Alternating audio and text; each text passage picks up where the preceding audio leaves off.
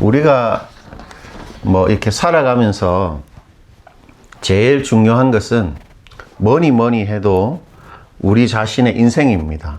예, 그렇죠. 우리 자신의 인생이 제일 중요하죠. 그래서 우리는 어떻게 합니까? 우리 앞날에 대해서 좋은 일이 있기를 기대합니다. 예, 좋은 일이 있기를. 그리고 또 계획을 세워요. 여러 가지 계획을 가지고 그것이 이루어지도록 바라고 또 우리가 할 수 있는 노력들을 합니다. 그러나 이렇게 소중한 우리 앞날에 대해 우리가 가진 어려움이 하나 있죠. 앞날에 대해 우리가 가진 어려움. 그게 뭐겠습니까, 여러분? 어떤 일이 일어날지 전혀 알 수가 없다라는 것입니다. 그러니까 특히 우리 장현 형제 같이 이게 운전을 할 때 이게 어떤 일이 일어날지 알 수가 없어요. 그래서 특히 장현 형제를 위해서 우리가 기도도 많이 하고 안전을 위해서 우리가 이렇게 또 하나님한테 이렇게 보호해 주십사 그렇게 기도를 해야 하는데 인생도 마찬가지입니다. 뭐 운전하는 것처럼 위험하진 않을 수 있어도 이 어떤 일이 일어날지 몰라요. 준우가 이제 앞으로 이제 군에 가는데 어떤 부대에 갈지 어떤 사람들을 만날지 우리는 모릅니다. 그게 우리 인생의 어려움이죠.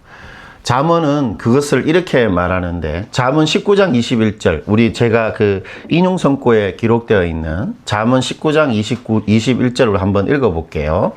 사람의 마음에는 많은 계획이 있어도 오직 여호와의 뜻만이 온전히 서리라. 여러분 여기서 사람의 마음에 많은 계획이 있는데 그 계획보다는 하나님의 뜻이 온전히 선다 이 말은 쉽게 말하면 이런 뜻입니다. 우리 인생이 나의 기대나 그 다음에 나의 생각이나 나의 계획대로 되지 않는다는 것이죠. 예, 우리 혜경 사모님도 뭐 잘 아시겠지만 인생이 혜경 사모님의 기대대로 되지 않잖아요. 예. 우리가 늘 인식하지 못할 뿐이지 우리 인생에는 오직 하나님의 뜻, 하나님의 생각, 하나님의 계획이 이루어지게 되어 있습니다. 왜 그럴까요? 왜 우리 계획이 안 이루어지고 하나님의 계획이만 이루어질까요? 그것은 우리 인생의 주인이 사실 내가 아니라 하나님이시기 때문입니다. 우리는 우리 인생의 주인이 나라고 생각하죠.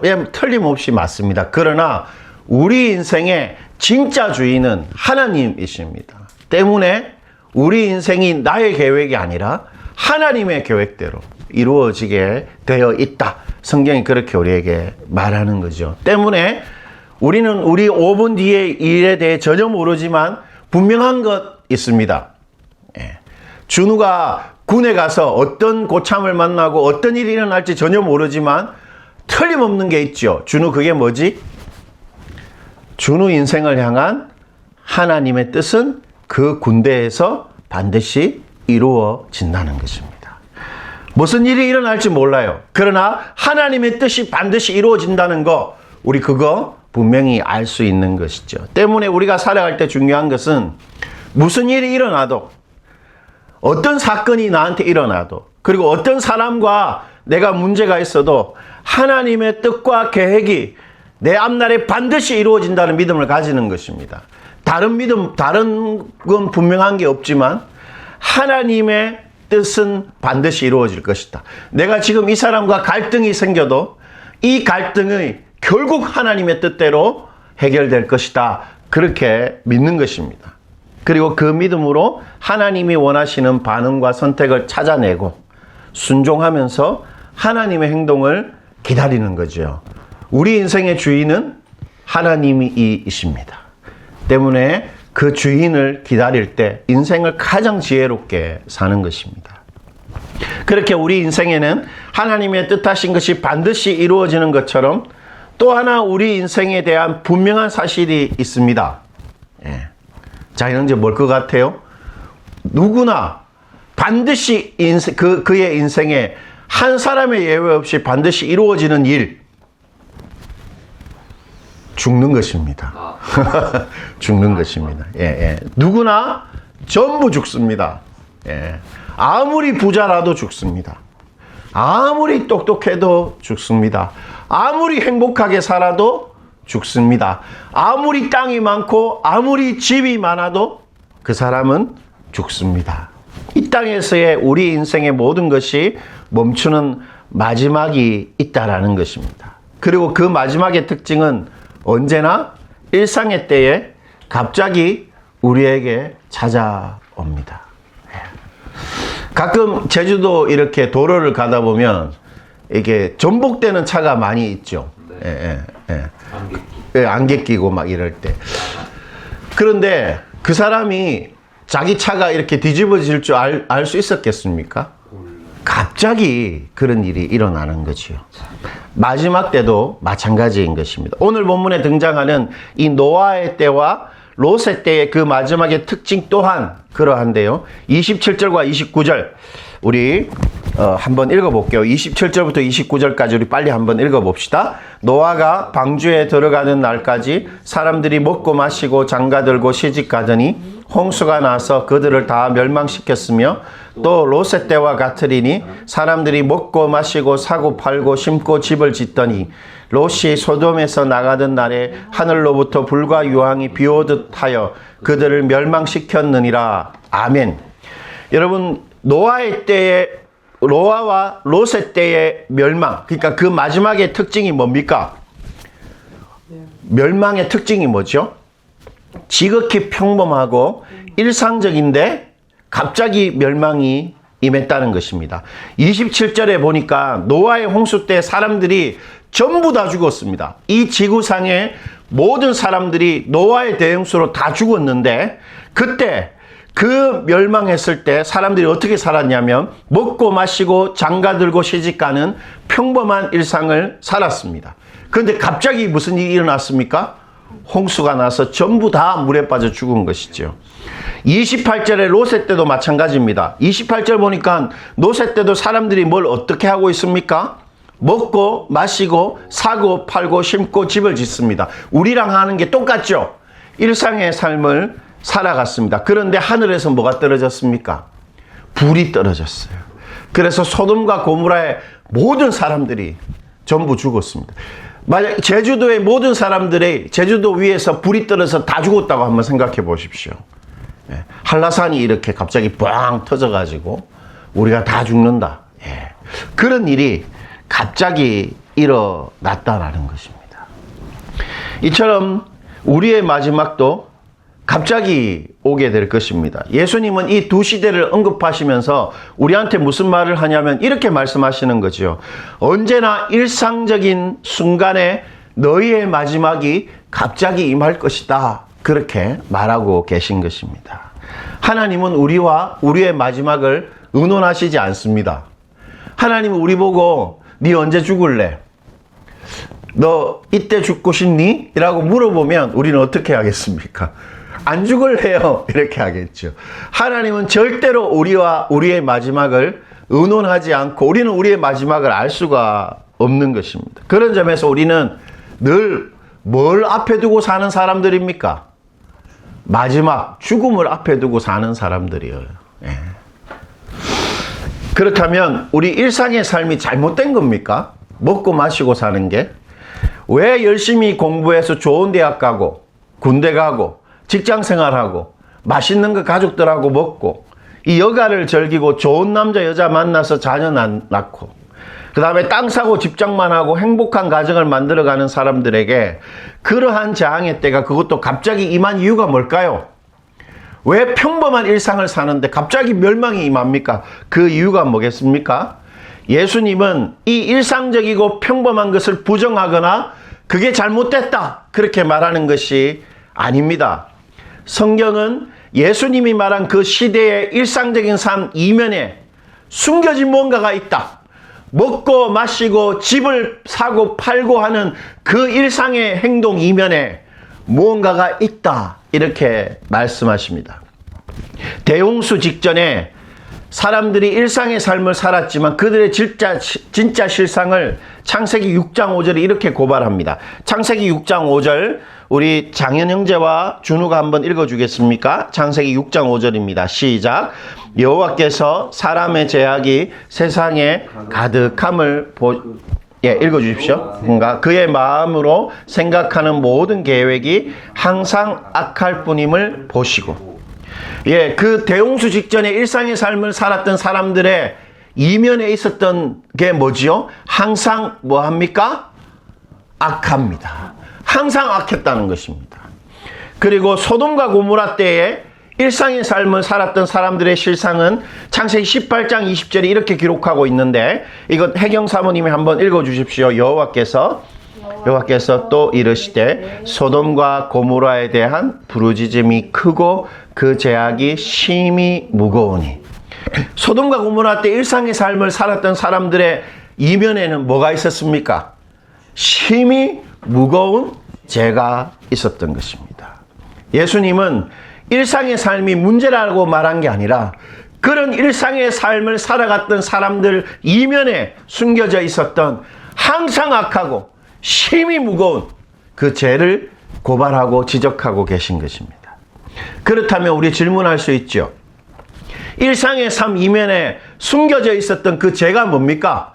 도대체 시집가고 장가가고 먹고 마시고 했던 사람들 이면에 숨겨져 있는 죄가 뭐지요? 그 죄가 32절에 잘 기록되어 있습니다. 우리 32절 우리 크게 한번 읽어볼게요. 32절입니다. 시작. 롯의 철을 기억하라. 여러분, 예수님이 기억하라고 하십니다. 기억해. 이거 기억해야 한다. 그게 무슨 말입니까? 롯이라는 여자가 왜 죽었는가를 너희 반드시 기억해야 한다는 것입니다. 롯의 아내가 왜 죽었는가, 그것을 반드시 기억해야 한다는 것입니다. 주는 롯의 아내가 누군 줄 아나? 롯의 처. 하나님이 소돔과 고모라를 불로 심판하시기 직전에 롯의 가정을 살리려고 하셨어요. 롯의 가정을. 그래서 천사를 보내서 롯한테 너의 아내와 두 딸과 함께 이곳을 피신해서 저기 소알이라는 곳으로 가라. 그러니까 안덕을 피신해서 한라산까지 뛰어가라. 이렇게 이야기를 한 거예요. 그때 천사가 했던 말이 뭐냐면, 뛰어갈 때 뒤돌아보지도 말고 멈추지도 말고 저게 소알이라는 성까지 빨리 뛰어가라. 그래서 멸망을 면하라. 절대 돌아보면 안 된다. 그렇게 말했습니다. 그런데 롯의 처가 어떻게 했겠어요? 뒤를 돌아봤어요. 어디를 쳐다봤을까요? 자기 집을 쳐다봤습니다. 그러자 그 자리에서 뭐가 되었냐면 돌이 되었습니다. 소금 기둥이 되었다. 그게 성경의 이야기입니다. 준우는 그걸 처음 들어봐요? 예, 큰일 났네요. 그렇다면 여러분, 롯의 아내가 소금 기둥이 된 이유가 뭡니까? 예수님이 그거 기억하라고 하는 거예요. 우리한테. 너 이거 기억해라. 롯의 아내가 소금 기둥이 된 거 기억해야 한다. 왜 소금 기둥이 되었습니까, 준우야? 돌아보았기 때문이죠. 돌아보았기 때문에. 여러분, 그러나 단지 돌아보면 안 된다는 천사의 말을 단순히 어겼기 때문에 롯의 아내가 죽은 것이라면 전설의 고향과 같은 것이죠. 요즘에는 전설의 고향 뭔지 모르지, 준우는. 전설의 고향. 뭐 이런 거예요. 옛날 이야기인데 자신의 어머니가 불치병에 걸렸어요. 그래서 이 아들이 매일같이 산삼을 구하려고 산을 돌아다닙니다. 그런 어느 날 이 사람의 효심을 딱 보고 산신령이 딱 나타나서 이렇게 말하는 거예요. 100년 묵은 삼삼이 있는 곳을 가르쳐 주는 것입니다. 이 산신령이. 그러자 그때 이렇게 말을 해요. 네가 그 삼삼을 캐내어 집으로 돌아갈 때 절대로 뒤돌아보아서는 안 된다. 그렇게 산신령이 말합니다. 그래서 이 효자는 그 산신령이 말한 바위 틈 밑에서 산삼을 캐내요. 그래서 이제 어머니 고칠 수 있다는 생각으로 산 밑을 내려오는데 거의 다 내려왔을 때 뒤에서 여자 목소리가 들리는 겁니다. 도와주세요, 도와주세요. 이런 여자 목소리가 들리는 거예요. 그래서 이 효자가 어떻게 했겠습니까? 뒤를 돌아봤어요. 그래서 그 자리에 돌이 되었습니다. 그래서 그 동네 사람들이 그 돌의 이름을 어떻게 붙였겠어요? 삼산바위라고 붙였다는 것입니다. 그래서 이 삼산바위의 유래가 바로 이 이야기에서 비롯되었다라는 것이 전설의 고향이죠. 여러분, 단지 금기를 어겼기 때문에 죽는 것은 하나님의 방식이 아닙니다. 그건 전설의 고향이죠. 하나님은 단지 들을 돌아보았다는 것 때문에 죽이시지 않습니다. 롯의 아내가 소금 기둥이 될 수밖에 없었던 정확한 이유를 예수님 이렇게 말씀하시는데 33절입니다. 우리 이것도 한번 읽어보겠습니다. 33절. 무릇 자기 목숨을 보존하고자 하는 자는 잃을 것이요 잃는 자는 살리리라. 여러분, 그녀가 뒤를 돌아본 행위를 예수님 어떻게 해석하신 것입니까? 단지 금기를 어긴 것이 아니고 롯의 아내가 뭘 어떻게 했다는 거죠? 자기 자신의 목숨을 어떻게 하려 했다는 것입니까? 보존하려 했다는 것입니다. 예. 즉 롯의 아내는 돌아보는 행동을 통해서 자기 자신을 보존하려고 했다는 것입니다. 이 보존한다는 말은 무엇인가를 통해 자신을 지키고 보호한다는 것입니다. 롯의 아내는 자신의 일상의 삶의 터전, 자신의 집, 나의 밭, 내 세간살이, 나의 인간관계들, 나의 삶의 성과가 나를 지키고 보호한다는 사실을 뒤를 돌아보는 행동을 통해서 드러냈던 것입니다. 결국 그것은 뭐와 똑같습니까? 당시 소돔과 고모라 사람들하고 롯의 아내가 똑같이 심히 무거운 죄를 가지고 있었다는 사실을 돌아보는 행동을 통해서 드러낸 것입니다. 그래서 소금 기둥이 된 것이죠. 예수님이 그거 기억하라는 것입니다. 그렇다면 그 소돔과 고모라 사람들 속에 숨겨져 있었던 그 악한 죄가 뭐겠습니까? 롯의 철을 통해서 우리가 알 수 있는 것은 그것은 하나님 말고 다른 것이 내 인생을 틀림없이 지켜주고 보호해 줄 것이라는 생각입니다. 하나님 말고 나의 집이, 나의 인간관계가, 나의 사람들이, 내가 하는 일이 나를 지켜줄 것이라는 그 생각이 바로 심각한 죄입니다. 하나님 말고 눈에 보이는 무언가가 나를 보호해 줄 것이다, 나를 지켜줄 것이라는 그 마음이 하나님께서 물에 빠져 죽이고 불태워야 할 죄악인 것입니다. 왜 그게 심각한 죄일까요? 왜냐하면 하나님께 의존되어 있지 않고 하나님이 중심이 아닌 모든 것이 전부 다 악한 것이고 그게 바로 죄의 핵심이기 때문입니다. 여러분, 저를 한번 봐주시겠어요? 죄의 핵심은 뭐냐면 하나님께 의존되어 있지 않는 것입니다. 하나님께 의존되지 않고 살아가는 모든 것이 하나님 보실 때 악한 것입니다. 그리고 하나님이 그 중심에 계시지 않는 모든 것이 전부 다 죄의 핵심인 것입니다. 그래서 롯의 아내가 소금 기둥이 된 것이에요. 하나님께 의존되어 있지 않았습니다. 롯의 아내는. 롯의 아내의 인생에는 하나님이 중심이 아니라 세간살이, 자신의 집이 중심이었던 것입니다. 그렇다면 마지막으로 우리가 어떻게 일상의 삶을 살아가야 됩니까? 어떻게 해야 되죠? 오늘 예수님이 우리에게 가르쳐 주십니다. 33절인데 우리 33절 우리 한번 다시 읽어봅시다. 무릇 자기 목숨을 보존하고자 하는 자는 잃을 것이요 잃는 자는 어떻게 합니까? 살립니다. 그럼 우리는 어떻게 살아야 살죠? 잃어야 됩니다. 이 재밌죠? 예수님 이렇게 말하는 겁니다. 너희들 어찌하였든지 꼭 잃으면서 살아가야 한다. 그래야 진짜 너희가 살 수 있다. 이렇게 말하는 것입니다. 잃어가면서 사는 것, 그것이 예수님이 기억하라고 하는 우리 인생의 지혜입니다.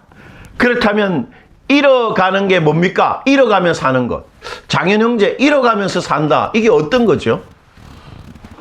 어렵죠.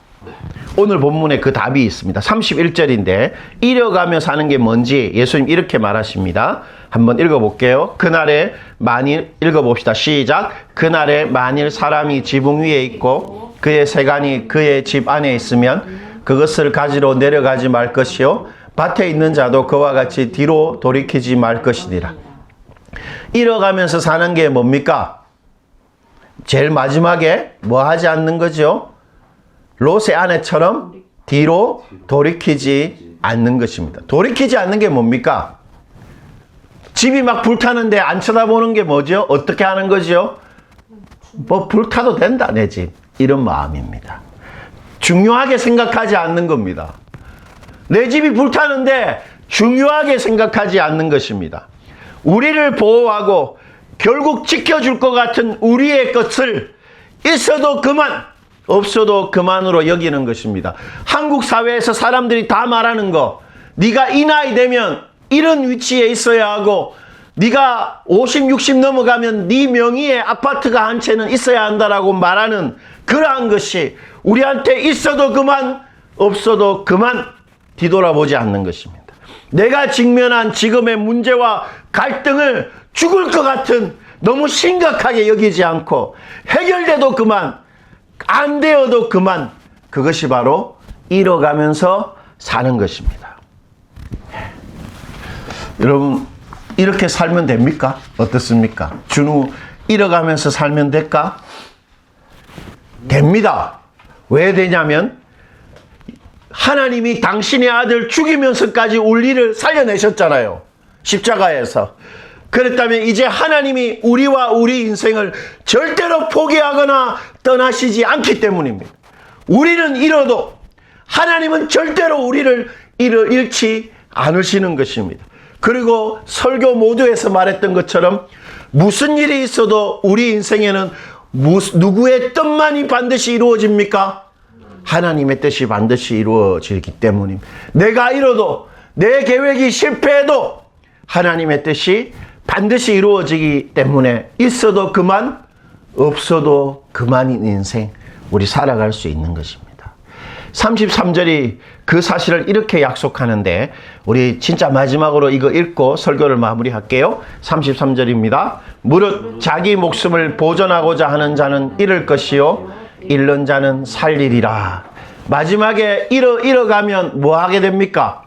살리리라 이렇게 되어 있죠. 이 살리리라 말의 진짜 뜻은 재생산해내다는 것입니다. 재생산해내는 게 뭐냐면, 하나님이 태초에 세상을 어떻게 창조하셨습니까? 아무것도 없는데 말씀 한마디로 창조해내셨던 그 창조의 힘을 말하는 것입니다. 그러니까 우리가 있어도 그만, 없어도 그만이라는 마음으로 하나님의 뜻이 반드시 이루어질 거라는 믿음으로 살아가면 하나님의 기적 같은 재생산이 나에게 반드시 이루어진다는 것입니다. 여러분, 마지막으로 우리 기억하십시다. 우리가 움켜쥐면 이럴 것이에요. 내 집이, 내가 하는 일이, 내 아내와 내 남편이 나를 보호해 줄 것이라고 생각하면 잃어버리게 될 것입니다. 그러나 우리가 잃으면 어떻게 해요? 반드시 살게 되는 것입니다. 하나님이 우리를 보존해 주실 것입니다. 우리 모두 잃어가면서 사는, 있어도 그만, 없어도 그만인 그런 인생 다들 살아가시기를 축원드립니다. 예, 이 시간 우리 들은 바 말씀을 가지고 한번 기도할게요. 여러분, 우리가 뒤돌아보고 있는 게 있습니까, 혹시? 저는 그 인간관계에 많은 실패를 봐서, 내가 인간관계 앞으로 실패하면 안 되겠구나 하는 그런 어떤 좀 집착이 있습니다. 그런데 계속 실패해요. 그래서 너무 불행하다는 생각을 자주 했었습니다. 그런데 한 번은 이 본문을 통해서 있어도 그만, 없어도 그만으로 살라고 하시는구나. 인간관계 실패해도 그만, 성공해도 그만, 그렇게 말씀하시는구나 라고는 말을 이렇게 내가 깨달았을 때 정말 자유함이 있었습니다. 혹시 나의 삶 속에 내가 꼭 움켜쥐면 죽는다 그랬는데 움켜쥐고 있는 게 뭔지 한번 생각해 보십시다. 그리고 오늘 예수님께서 롯의 아내를 기억하라 하셨는데, 우리가 그것을 기억하고 살 때 내가 고치고 내가 다짐하고 실제로 해야 될 것이 뭔지 우리 생각하시면서 이 시간 우리 기도하시겠습니다.